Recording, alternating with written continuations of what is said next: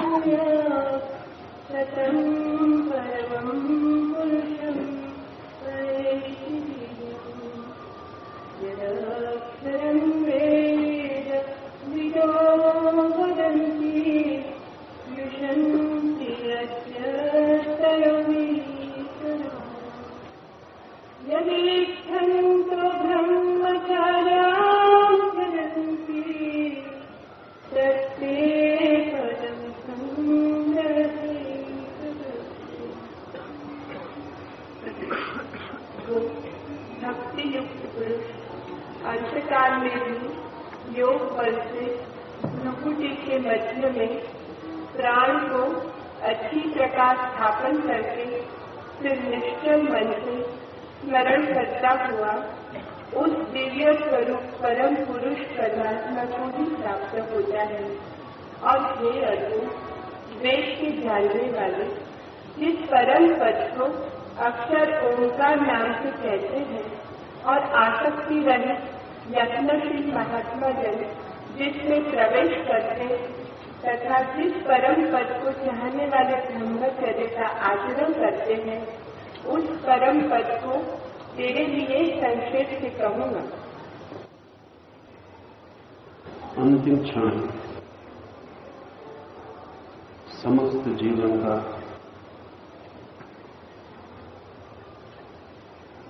सर्वाधिक महत्वपूर्ण क्षण, क्योंकि वही आगे की जीवन की यात्रा का बीज है।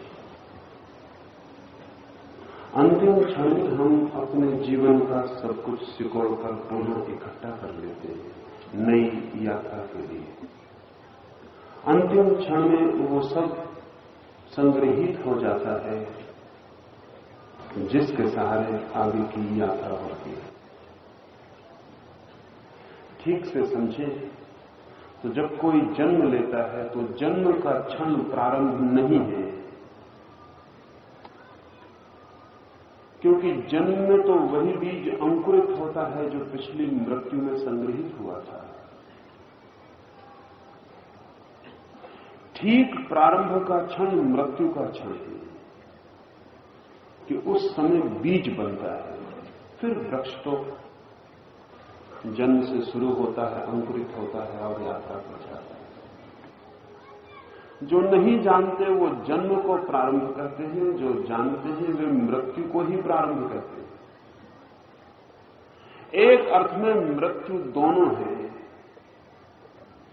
पिछले जन्म का अंत है और नए जन्म का प्रारंभ है। शायद सर्वाधिक महत्वपूर्ण क्षण है, क्योंकि उसी समय अगर हम छलांग ले सके संसार की तीव्रता से घूमती हुई जो विक्षिप्त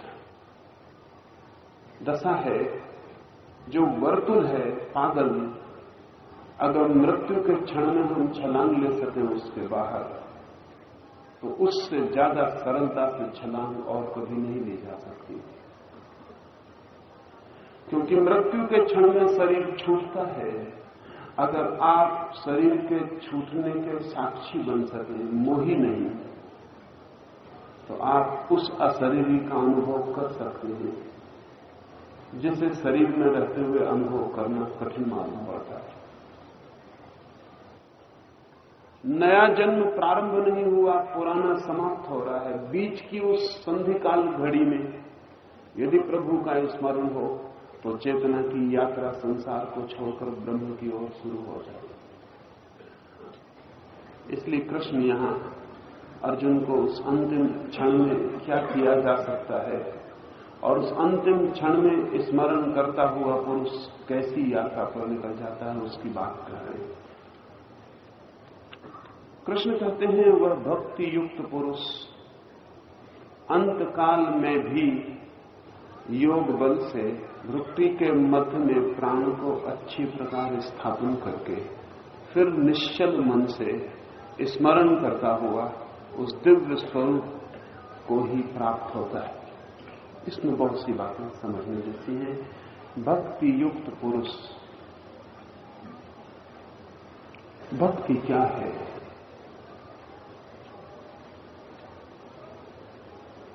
और भक्ति युक्तता क्या है?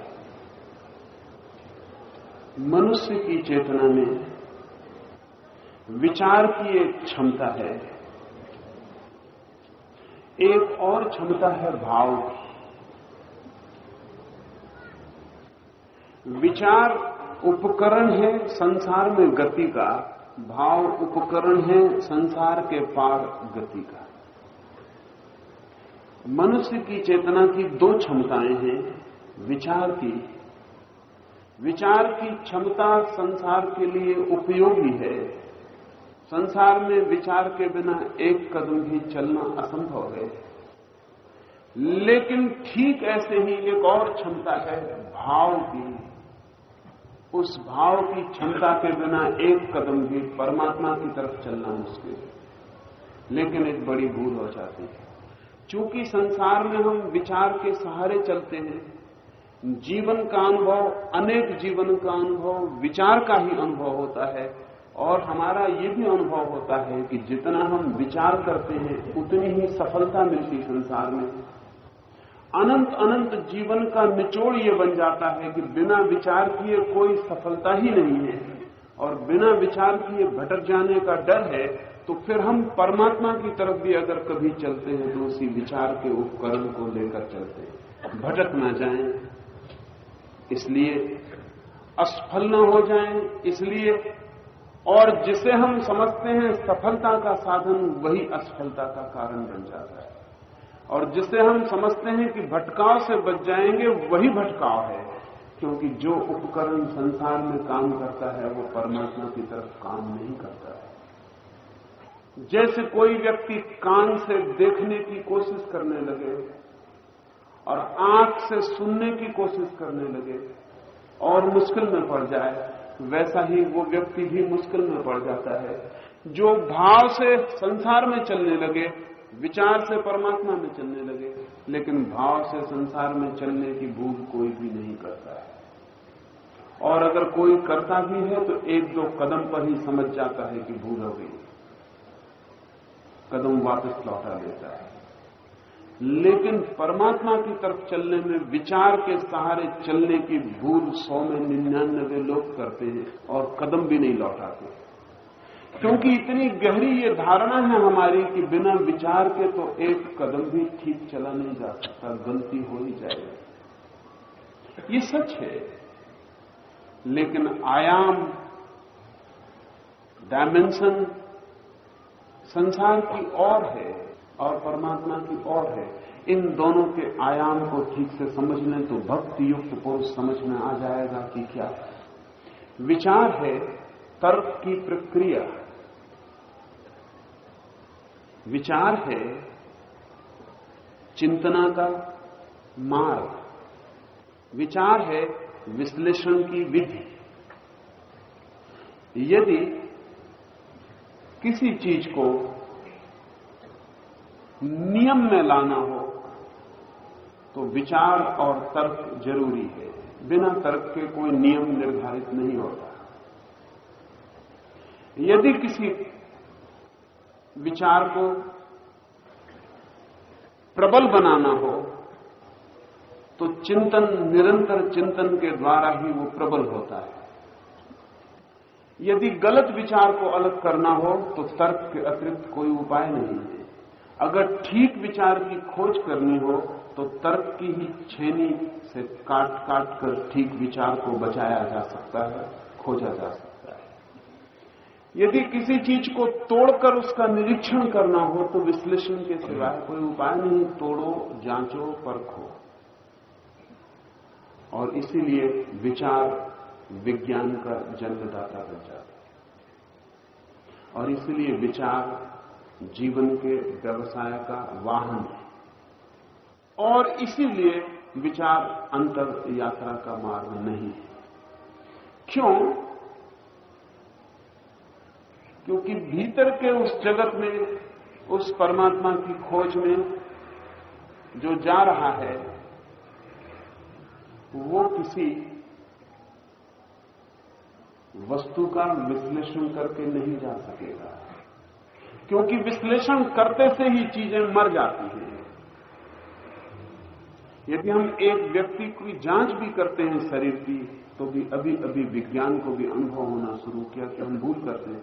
एक चिकित्सक है, अगर मेरा शरीर बीमार है तो वो मेरे खून की जांच करता है, शरीर से खून को निकाल के, लेकिन शरीर खून से निकलते ही डेड हो गया,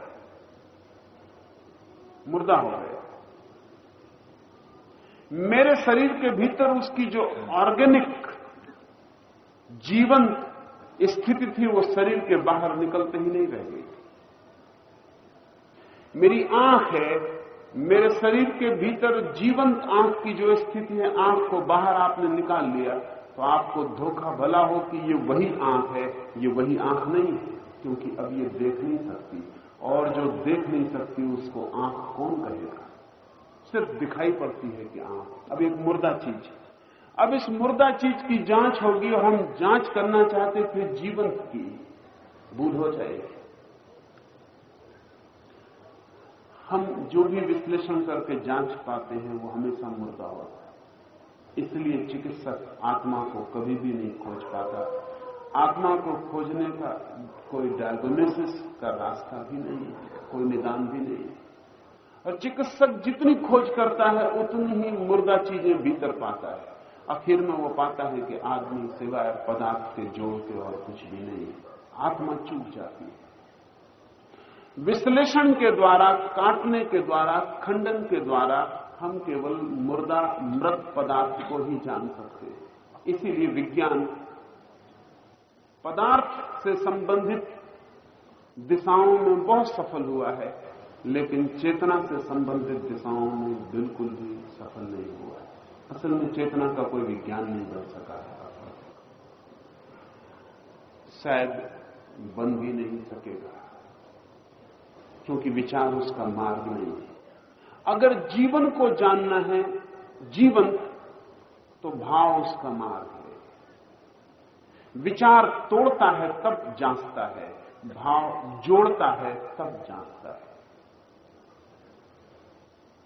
विचार पहले चीजों को तोड़ता है, फिर उनके भीतर प्रवेश करता है। भाव पहले किसी से जुड़ जाता है और फिर भीतर प्रवेश करता है। एक तो फिजियोलॉजिस्ट का, शरीर शास्त्री की जानकारी है कि वो आपके शरीर को काट काट के बता देगा कि भीतर क्या है क्या नहीं है।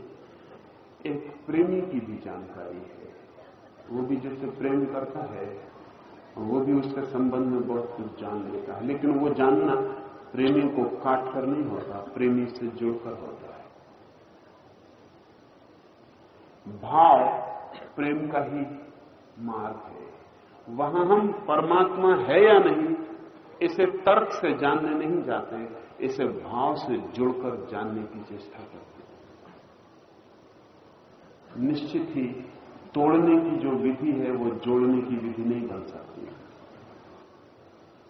इसलिए विचार प्रभु की तरफ ले ही नहीं जाता है, और इसलिए दुनिया जितनी तथाकथित रूप से विचारवान होती जाती है उतनी परमात्मा से वंचित होती चली जाती है। इधर 5000 वर्षों में हमने आदमी को विचार करने में बड़ा कुशल बना लिया, लेकिन भाव करने की कुशलता बिल्कुल खो गई। मंदिर मस्जिद सब मुर्दा हैं आज, पूजा प्रार्थना सब सड़ गई है। कारण है क्योंकि भाव की जिस क्षमता से मंदिर जीवित होता था और भाव के जिस धारा से मस्जिद प्राणवान थी और भाव के जिस प्रवाह से प्रार्थना में गति आती थी, खून बहता था, और भाव के जिस स्पंदन से पूजा के हृदय की धड़कन धड़कती थी, वो भाव ही खो गया। और भाव का कोई प्रशिक्षण नहीं। भाव के प्रशिक्षण का नाम ही भक्ति की साधना है। और भाव में जो प्रशिक्षित हो गया वही भक्त है। जिसने विचार को छोड़ा और भाव को जिया, और जिसने कहा हम सोचेंगे नहीं, भावेंगे, हम प्रश्न न पूछेंगे, हम प्रेम करेंगे, हम काटेंगे नहीं, हम जुड़ जाएंगे और जानना चाहेंगे कि क्या है। एक फूल को तोड़कर भी देखा जा सकता है। विज्ञान वैसे ही देखता है, विचार वैसे ही देखता है। फूल को तोड़ कर देखा जा सकता है। तोड़ने फूल को तो पता चल जाता है किन केमिकल्स से, किन रासायनिक तत्वों से फूल मिलकर बना है, कितना खनिज है उसमें, कितनी मिट्टी है, कितना पानी है, कितनी सूरज की किरण है, सब बांट छांट के आपको पता चल जाता है। लेकिन जब तक आप छांट के बांट के पता लगाने तक पहुंचते हैं, तब तक आप एक बात भूल गए, फूल कभी का खो चुका है। फूल वहां नहीं। और फूल का जो सौंदर्य का अनुभव था वो इस कटे छटे एनालाइज्ड फूल के टुकड़ों से मिलने वाला नहीं। अगर आप अब इस फूल की अलग अलग टेस्ट ट्यूब में, परख नलियों में रखी हुई रासायनिक लाश को किसी कवि को दिखाएं और कहें कि अब कविता करो फूल की, क्योंकि तुम जिस फूल को देखते थे उससे बहुत ज्यादा जानकारी अब इस परख नली में कैद है, कोई कविता पैदा न होगी, क्योंकि वहां कोई फूल ही नहीं है। अब कहें किसी सौंदर्य के प्रेमी को कि गाओ गीत, नाचो इस फूल के आसपास, क्योंकि तुम जिस फूल के पास नाच रहे थे वो निपट अज्ञान से घिरा था, तुम्हें कुछ पता ही नहीं था। अब फूल के बाबत सब कुछ पता है, अब तुम ज्यादा अच्छा गीत गा सकोगे। ये नहीं होगा, ये गीत का जन्म नहीं होगा, क्योंकि फूल को जानने का जो ढंग है वो फूल को, फूल की विषय वस्तु को नहीं, फूल की देह को नहीं, फूल के प्राण को जानने का जो मार्ग है, फूल की देह को जानने का तो यही मार्ग है, क्योंकि देह मृत है। लेकिन फूल के प्राणवान, वो जो फूल के भीतर लपट है भागती हुई जीवन की, वो जो फूल के भीतर सौंदर्य का खिलाव है, वो जो इस फूल में परमात्मा झलका है, अगर उसे जानना है तो फूल के पास बैठकर अति प्रेम से डूबे हुए, अति प्रेम में लीन किसी भावलोक में प्रवेश करना होता है। और ये बड़े मजे की बात है, जब आप विचार से किसी चीज को सोचते हैं तो जिसे आप सोचते हैं वो नष्ट हो जाता है, आप बचे रहते हैं। और जब भाव से आप किसी चीज को जोड़ते हैं तो फूल तो बच जाता है, थोड़ी देर में आप खो जाते हैं। विचार से जब किसी चीज के तरफ जाते हैं तो विचार आक्रामक है, एग्रेसिव है, हिंसात्मक है, वो तोड़ फोड़ के रख देता है, आप तो बच जाते हैं, चीज टूट फूट जाती है। वैज्ञानिक के आसपास इसी तरह टूटी फूटी मुर्दा चीजों का मलाह कबाड़खाना है, सब मरा हुआ है उसके आसपास, सिर्फ वैज्ञानिक जिंदा है, वो भर बैठा है बीच में, बाकी सब कबाड़खाना है उसके आसपास मुर्दा चीजों का। एक कवि भी होता है कहीं किसी फूल के पास बैठा हुआ, एक प्रेमी भी होता है कहीं। तब एक दूसरी घटना घटती है, उसके पास चांद तारे होते हैं, बहुत मुखर, बहुत जीवित, लेकिन कवि खो गया होता, वो नहीं होता। रविन्द्रनाथ से कोई पूछता था कि इतने अच्छे गीत तुमने लिखे, रविन्द्रनाथ तुम कभी असफल भी हुए हो? तो रविन्द्रनाथ ने कहा, जब जब मैं रहा तभी तभी असफल हुआ, जब जब मैं मिटा तभी तभी सफलता थी। अगर गीत लिखते वक्त मैं मिट गया तो सफल हुआ, और अगर गीत लिखते वक्त मैं बना रहा तो कभी सफल नहीं हुआ। अब अगर वैज्ञानिक विचार करने वाला अगर मिट जाए, टूट जाए, खो जाए, ना रह जाए, कभी कभी कोई वैज्ञानिक भी प्रयोगशाला में खो जाता है। जब वो खो जाता है तब वो वैज्ञानिक नहीं है, तब वो कवि हो जाता है। और अक्सर वैज्ञानिक भी कवि होकर ऐसे गहरे हीरे खोज लाता है जो वैज्ञानिक होकर उसने कभी भी नहीं खोजे। और कभी कभी कवि भी नहीं खोता, फूल ही खो जाता है, तब वो कवि नहीं होता, तब वो वैज्ञानिक ही हो जाता है। तब फूल के संबंध में वो जो भी खोज के लाता है वो काव्य नहीं होता, मुर्दा तुकबंदी होती। ये जो भाव है हमारे भीतर, इस भाव को परमात्मा की ओर प्रवाहित करने का नाम भक्ति है। लेकिन हम परमात्मा के पास भी विचार को लेकर पहुंच जाते हैं। हम अपना पूरा तर्क सांस लेकर पहुंच जाते हैं। हम अपना सब पोथी विचार की साथ ही ढोते हैं, और हमें मौका मिले तो हम परमात्मा को भी चीर फाड़ करके, शल्य क्रिया करके, सर्जरी करके, ठीक से उसकी जांच करके बच्चों के पढ़ने के लिए स्कूल की किताब में लिखना पसंद करें। लेकिन इस विचार को ढोने वाले आदमी को उसका कभी मिलना नहीं हो पाता, इसलिए उसकी शल्य क्रिया नहीं कर पाता। नहीं तो बहुत लोग परमात्मा का पोस्टमार्टम करने को इतने उत्सुक हैं, मिल भर जाए कहीं उसकी लाश तो वो पोस्टमार्टम कर ले। परमात्मा में उनकी उत्सुकता नहीं है, उनकी उत्सुकता अपने विचार और अपने सिद्धांतों में। मुल्ला नसरुद्दीन अपने गांव में बुजुर्ग आदमी था, तो कभी कभी लोग उससे दवा भी पूछ ले जाते थे। गांव का बुजुर्ग था, कुछ दवाएं जानता था। एक संदेहशील आदमी उसके पास आया और उसने कहा कि मुल्ला, दवा तो तुम्हारी लेता हूं, लेकिन अब चिकित्सकों का कोई भरोसा नहीं रहा। मेरा एक मित्र था, चिकित्सक उसका निमोनिया का इलाज करता रहा, और आखिर में जब वो मरा तो पोस्टमार्टम में पता चला कि वो टीबी का बीमार था। मुल्ला ने कहा, बेफिक्र रहो, जब मैं निमोनिया का इलाज करता हूं तो आदमी हमेशा निमोनिया से ही मरता है। और अब तक हर पोस्टमार्टम की रिपोर्ट में मैं सही सिद्ध हुआ। तुम बेफिक्र रहो, अगर मेरी दवाई से मरोगे तो निमोनिया से ही मरोगे।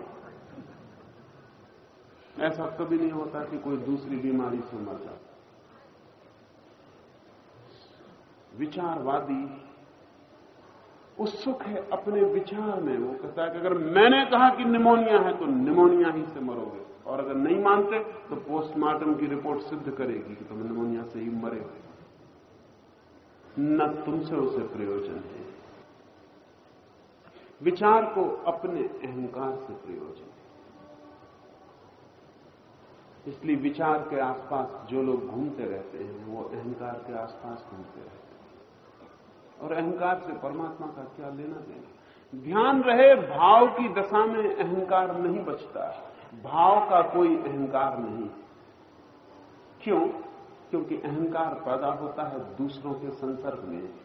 इसलिए जब आदमी अपने से बाहर जाता है तो अहंकार पैदा होता है, क्योंकि जहां तू है वहां मैं के पैदा होने की जरूरत पड़ जाती है।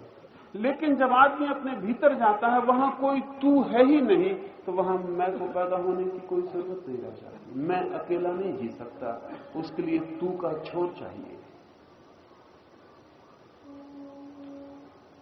भाव अंतर प्रवेश है, जैसे गंगा गंगोत्री की तरफ लौटने लगे वापस। भाव जो है गोइंग बैक, वापस लौटना है। विचार जो है दौड़ना है बाहर की ओर। इसलिए विचार चांद पर ले जाएगा, मंगल पर ले जाएगा, महासूर्यों पर ले जाएगा, बस एक जगह नहीं ले जाएगा, आदमी के भीतर नहीं ले जाएगा। विचार कहेगा चलो और दूर और दूर। जितनी दूर की यात्रा होगी उतना विचार प्रसन्न होगा। सिर्फ एक यात्रा पर विचार इंकार कर देगा, भीतर की यात्रा पर वो कहेगा क्या बेकार के काम में लगे, भीतर जाने की जरूरत क्या है, और भीतर कहीं कुछ है कि जा सकोगे। चांद पर चलो, आकर्षण तीव्र है, भीतर क्या रखा है। और अगर कभी विचार थक भी गया बाहर से और भीतर जाने की कोशिश की तो भी वो भीतर नहीं जा पाता, फिर भी वो बाहर बाहर ही घूमता है, विचार भीतर जा ही नहीं सकता। वो है ही बाहर के लिए, वो आयाम ही उसका बाहर है। भाव भीतर जाता है, लेकिन भाव का हमें कोई ख्याल नहीं, कोई भी ख्याल नहीं। आमतौर से जिसे हम भाव कहते हैं वो भी भाव नहीं है। एक मां अपने बेटे को प्रेम करती है, निश्चित ही हम कहेंगे ये विचार नहीं, भाव है। लेकिन इस मां को आज ही पता चल जाए कि ये बेटा उसका नहीं है। जब वो प्रसव पीड़ा में पड़ी थी तब अस्पताल में किसी ने उसका बेटा बदल लिया। 20 साल से वो प्रेम करती थी। ये आज पता चला, डॉक्यूमेंट हाथ में आ गए, सारे प्रमाण पत्र मिल गए कि बेटा उसका नहीं किसी और का। क्या आप सोचते हैं प्रेम ठीक वैसी ही धारा में बहता रहेगा जैसा बह रहा था एक क्षण पहले? तो नहीं, धारा अवरुद्ध हो जाएगी सब। तो ये बेटे से भाव का संबंध था या ये भी विचार का ही संबंध था? चूंकि ये मेरा बेटा है, मेरा बेटा है तो संबंध था, और मेरा नहीं है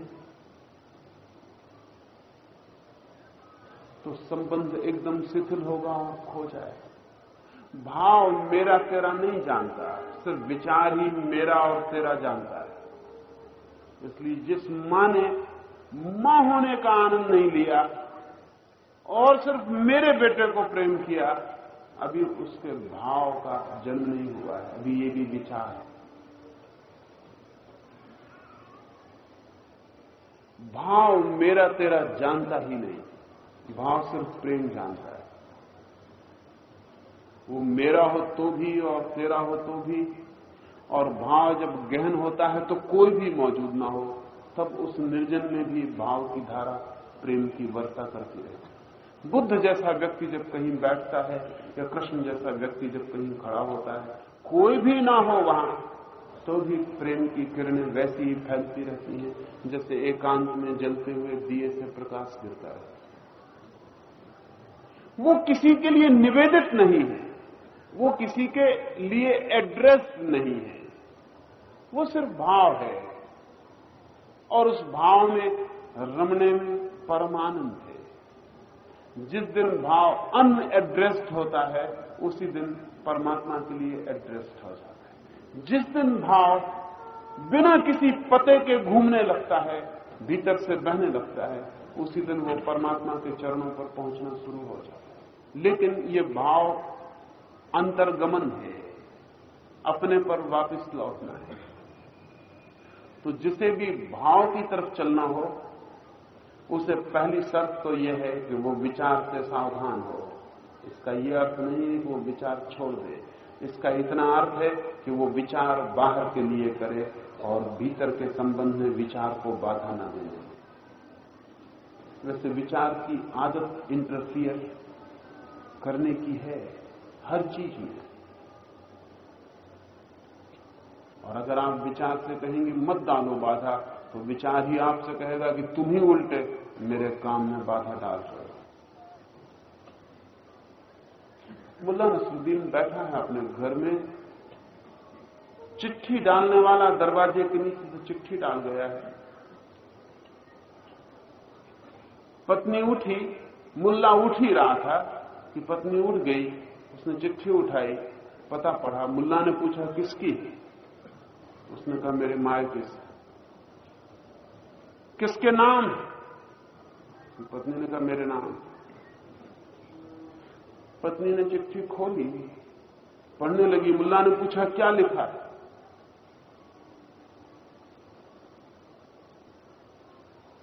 पत्नी ने कहा चिट्ठी मेरे नाम है, मेरे मायके से है। आप इतनी उत्सुकता क्यों ले रहे? मुल्ला ने कहा फिर वही ना समझी। 1000 दफे कहा कि मेरे काम में बाधा मत डाला करें। चिट्ठी उसकी है, उसके मायके से वो पढ़ रही, बाधा मुल्ला डाल रहा है, लेकिन वो कहता फिर वही ना समझी, मेरे काम में बाधा मत डाला। विचार पूरे समय भाव के लिए बाधा डालता है, और अगर आपने विचार से कहा कि बाधा मत डालो तो विचार कहेगा मेरे काम में आप बाधा डालो। और विचार से आप इतने ऑब्सेस्ड हैं, विचार से ऐसे रुग्ण हैं कि आप ये भूल ही गए हैं कि आप विचार से अलग हैं। यही सबसे बड़ी कठिनाई। आप जब भी विचार करते हैं तो समझते हैं मैं कर रहा हूं, और जब भी भाव आता है तो आप समझते हैं कोई विजातीय चीज भीतर आ रही। हमारी आइडेंटिटी विचार से जुड़ गई, हमारा तादाद। तो आदमी जब विचार करता है तो कहता है मैं विचार कर रहा हूं, जब भाव करता है तो समझता है कि कोई फॉरेन, कोई विजातीय चीज भीतर बाधा डाल रही। भाव से हमारा कोई तादाद नहीं, जबकि भाव ही हमारी जड़ है, वही हमारा आधार है। तो पहला काम तो भक्ति युक्त चित्त की तरफ यह है कि हम विचार को भीतर के मार्ग पर बाधा देने के लिए पाबंदी कर दें, कह दें कि नहीं तेरा वहां कोई काम नहीं है। कठिनाई पड़ेगी, लेकिन कठिनाई ज्यादा नहीं पड़ेगी अगर संकल्प है, और बहुत शीघ्र एक डिमार्केशन, एक सीमा विभाजन हो जाएगा, विचार बाहर के लिए, भाव भीतर के लिए। जो व्यक्ति ऐसा अपने भीतर स्पष्ट रेखा नहीं खींच पाता, वो विचार के द्वारा सदा ही अपने भाव के जगत को नष्ट करने में लगा रहता। जरा प्रेम उठेगा, विचार कहेगा ये क्या गलती में पड़ रहे हो, इलॉजिकल तर्कहीन बातों में जा रहे हो। ध्यान करने गए, विचार कहेगा ये क्या कर रहे हो। कीर्तन करने लगे, विचार कहेगा ये क्या कर रहे हो, पागल हो रहे हो, मूढ़ हुए जा रहे हो। भाव ने कहा कूद पड़ो सन्यास में, विचार कहेगा क्या होश खो रहे हो, क्या दिमाग खराब है, पहले सोचो। आप भी कहेंगे कि सोचना तो जरूर चाहिए कुछ भी करने के पहले, लेकिन क्या आपको पता है कुछ चीजें सोचकर की ही नहीं जा सकती। जैसे कोई प्रेम करने के पहले सोचे, निश्चित ही सोचना चाहिए। सुना है मैंने, एक आदमी ने सोचा है बहुत। वो आदमी था जर्मनी का एक बहुत बड़ा विचारक, इमैनुअल कांट। एक स्त्री ने उससे निवेदन किया कि मैं विवाह के लिए निवेदन करती हूं। इमर्सन ने नीचे से ऊपर तक उसे देखा, वैसे ही जैसे विचारक किसी चीज को परख करते वक्त देखते हैं। उन्होंने कहा ठीक, मुझे विचार का मौका दो। स्त्री में थोड़ी भी प्रतीति रही होगी तो उसी वक्त जान लेती कि यह आदमी काम का नहीं।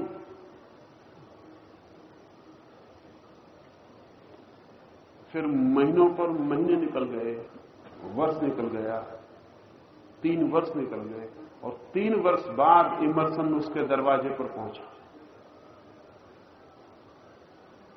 उसके पिता ने उसे बिठाया और पूछा कि आप कैसे आए। ख्याति लब्ध आदमी था। इमर्सन ने कहा कि कोई कुछ समय हुआ, आपकी लड़की ने निवेदन किया था मुझसे विवाह का।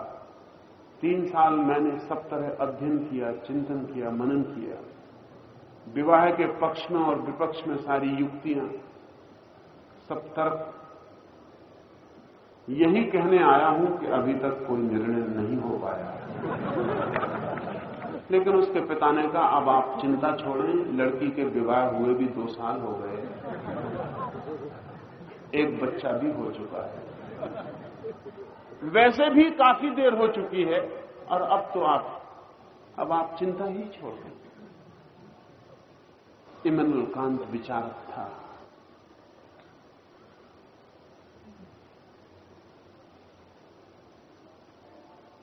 प्रेम को अगर विचार करने गए तो विचार हाथ बचेगा, प्रेम कभी का खो चुका हो।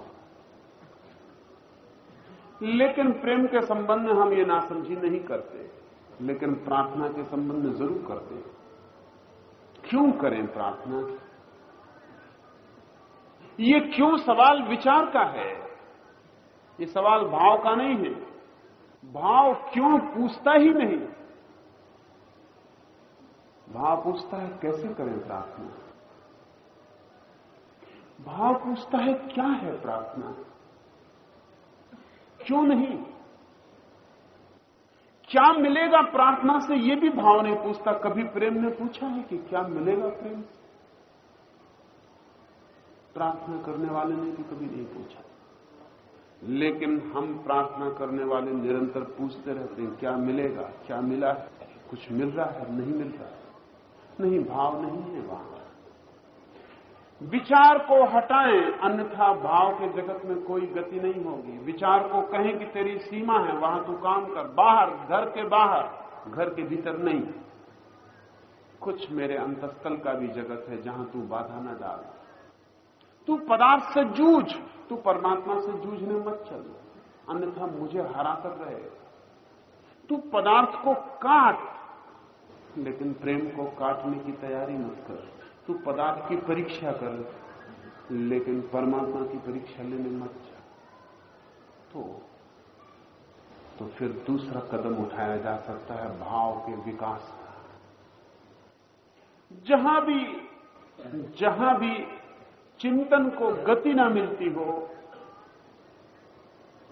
और प्रतीति को गति मिलती हो, वहां ज्यादा से ज्यादा समय देना शुरू करें।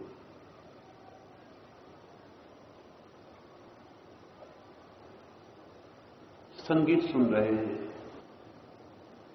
तो उसे भी हम संगीत की तरह नहीं सुनते।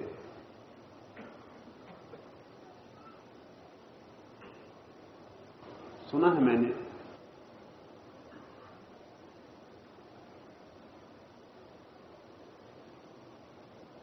कि एक बहुत बड़ा संगीतक शूबर्ट एक गांव में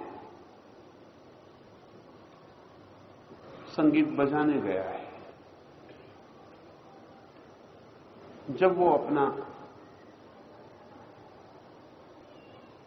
वायलिन बजा रहा है, तब सामने बैठा एक बूढ़ा बार बार कह रहा है बेकार, कुछ भी नहीं। शूबर्ट परेशान हो गया। वो सामने की कुर्सी पर बैठा हुआ बार बार कह रहा है, और तब उसने बगल के आदमी से भी कान में कुछ पूछता है। जब उसने बगल के आदमी से पूछा तब राज खुला। बगल के आदमी से उसने पूछा कि ये कब सिक्का हटेगा, शूबर्ट कब आएगा। शूबर्ट ही बजा रहा है। उस बगल के आदमी ने कहा महानुभाव ये शूबर्ट ही है। उसने कहा अरे वंडरफुल, आश्चर्य, क्या अद्भुत संगीत। और शूबर्ट सुन रहा है सामने बजाकर। क्या हुआ, ये आदमी संगीत सुन रहा था। ये शूबर्ट कौन है? तो प्रभावित होता, नहीं तो नहीं प्रभावित होता। विंसेंट वैन गॉग के चित्र अनेक लोगों के घरों में थे। विंसेंट वैन गॉग गरीब चित्रकार था। किसी से कुछ सिगरेट उधार ले ली थी तो उसके पास पैसे चुकाने को नहीं थे, तो एक पेंटिंग उसको दे आया। जो आदमी सिगरेट के पैसे नहीं चुका सकता, उसकी पेंटिंग कोई अपनी दुकान में टांगेगा, पान वाला भी नहीं टांगेगा। उसने उसको कबाड़ खाने में डाल दिया। विंसेंट वैन गॉग के मरने के 20-25 वर्ष बाद उसकी तस्वीरों की खोज शुरू हुई, जैसा अक्सर होता है।